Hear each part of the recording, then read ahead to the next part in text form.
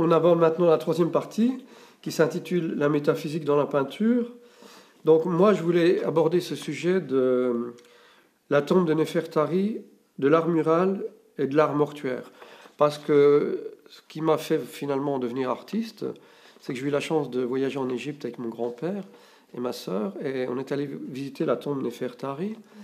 Et au sein de cette tombe, j'ai eu comme une révélation, parce que c'était tellement magnifique, les couleurs, comment dirais-je, la métamorphose de l'homme en animal, la transe, l'accompagnement du mort dans l'au-delà, toute cette volonté de transcender la mort, l'absence, et dans la jouissance, dans la beauté, puisque finalement, ces fresques égyptiennes sont magnifiques. Elles qui se traduit par l'art pariétal, enfin, cette volonté de décorer les murs.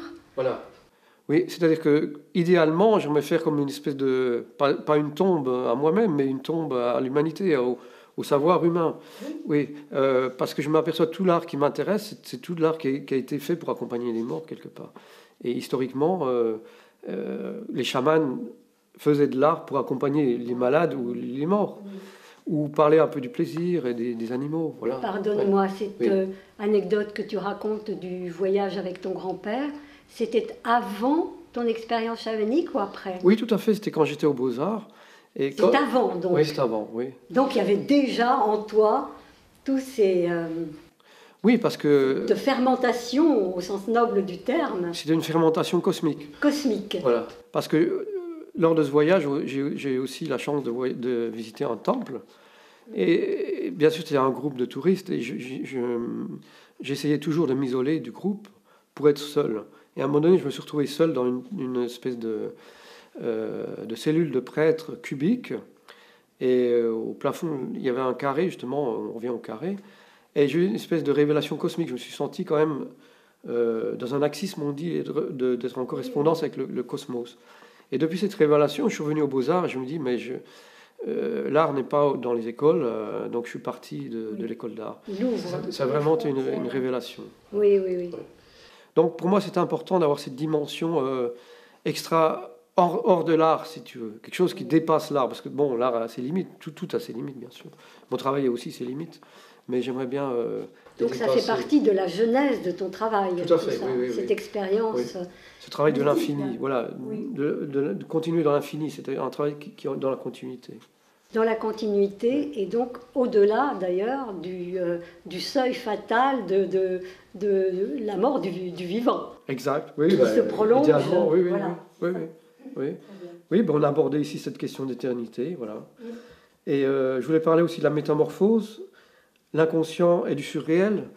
Peut-être tu veux en parler, de la métamorphose non, je t'écoute. Eh bien, dans les transes chamaniques, on se transforme toujours en animal.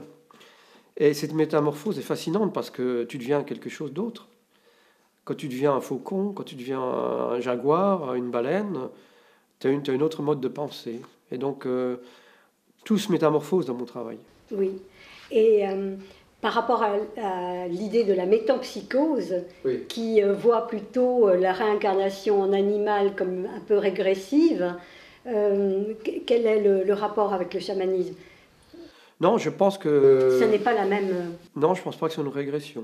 Au contraire, tu acquiers la force de l'animal. Voilà, il me semble. Donc il y a une différence entre la vision de la métempsychose et le chamanisme.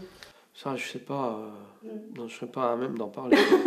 non, mais les animaux, comme dit Georges Bataille dans le livre sur Lascaux, les Indiens Navarro disent « Les animaux sont comme les hommes, seulement plus sains. » En termes de sainteté. Oui. Voilà. Donc moi, quelque part, j'essaye de faire quelque chose de plus sain, de plus en connexion avec le cosmos et l'univers.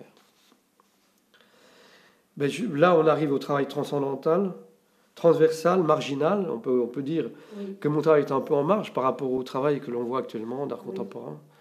Oui, mais la transversalité, à nouveau, je reviens à mon préfixe trans qui pour moi est tellement important. Cette transversalité, elle est absolument indispensable dans ton œuvre parce que Tu es quelqu'un qui met en contact finalement toutes ces puissances, ces forces vives. Oui. Et je crois que c'est absolument visible et perceptible dans ton travail. Oui, c'est perceptible pour les gens qui savent que ces énergies existent. C'est un gros, ça c'est un problème. C'est même pas la question de le savoir, c'est la question d'être suffisamment ouvert pour se laisser envahir par ça. Oui. Je crois que ce n'est pas de l'ordre de la connaissance. Peut-être, oui. C'est de l'ordre de l'expérience intime. Oui, la révélation. Oui. Oui, tout à fait. Il y a des lignes de force chez toi. Voilà, c'est ça qui est magique dans ce travail. Et elles vont toutes, même si elles semblent centrifuges, oui. Elles ramènent toujours à un axis mundi, à un centre vital et qui est toujours éclatant, enfin, et qui vibre. Voilà. Tout ce travail, c'est une vibration à part entière. Oui, c'est vrai. Oui, oui. Alors, la résolution, l'ouverture de la conscience, oui, c'est un peu ça dont on a parlé. Et pour moi, je voulais dire que la peinture est une espèce de rituel. Je peins comme un prêtre ferait une offrande, oui, c'est une offrande au monde. Voilà, ça rejoint le thème de la générosité et de l'amour que tu évoquais tout au début. Oui, oui. Voilà, je pense qu'il y a une belle unité qui est à la fois charnelle et spirituelle. Voilà. C'est ça qui caractérise ton travail. Oui, mon travail est incarné, c'est vrai. Incarné, tout à fait. Oui, oui. Mais malgré tout, j'aime bien être au-delà de la peinture, dans la métaphysique, c'est-à-dire pouvoir faire un travail incarné, mais être ailleurs. Donc, il y a un regard, oui, certainement, qui, non pas qui est en haut et qui regarde en bas, mais qui a cette dimension d'universalité que tu recherches et qui est tellement visible dans tout ton travail, de surplomber et puis de parcourir avec ces lignes de force qui sont à chaque fois des fils directeurs, des fils d'Ariane, qui nous guident partout. C'est magnifique. À la fois, on part dans une odyssée incroyable. C'est vraiment... il y a une prise de risque, mais en même temps, le fait même d'accepter cette odyssée, ce voyage totalement sans but précis, dans un mystère total, en suivant ces lignes de force qui sont les tiennes, qui nous ramènent à l'Axis Mundi, et je crois que il y a l'envie de se perdre parce qu'on sait qu'on va se trouver.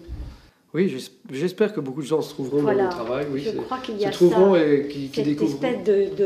Il y a une forme d'action de grâce du regard d'un spectateur qui a envie de dire oui, merci. Oui, merci Marie-Madeleine.